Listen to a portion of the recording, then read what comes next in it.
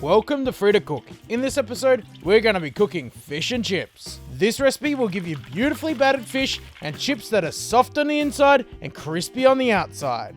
By simply using gluten-free flour, you can finally have battered fish. To start, we need to prep our chips. Peel the potatoes.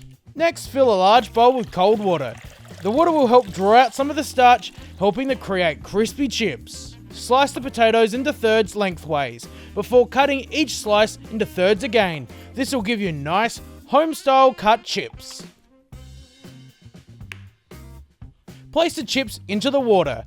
Move the chips through the water, this will help bring out any of that starch. Transfer the uncooked chips into a pot.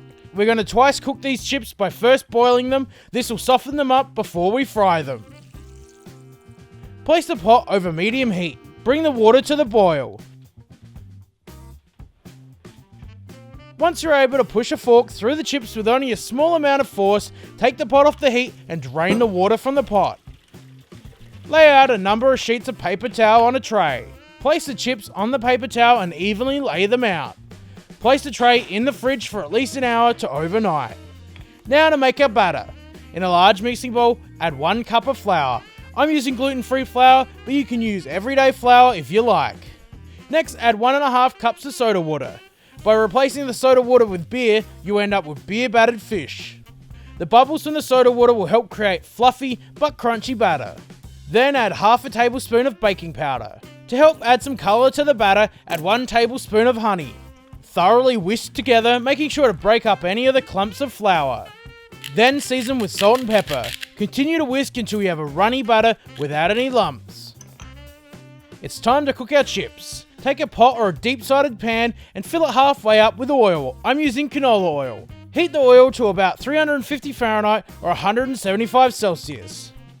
Cook the chips in batches, making sure not to overcrowd the oil.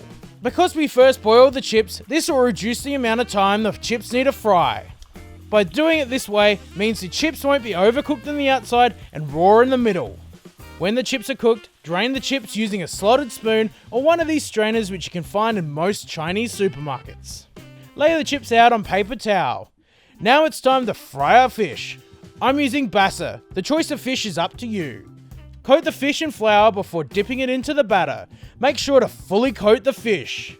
Lay the fish into the oil, making sure you always lay it away from yourself so you don't splash yourself with oil. Fry for 4 to 5 minutes or until the batter is golden brown and crispy. Remove the fish from the oil and let it drain. All that's left to do is to serve it up. Season your chips with salt. I've mixed in a little bit of dried rosemary.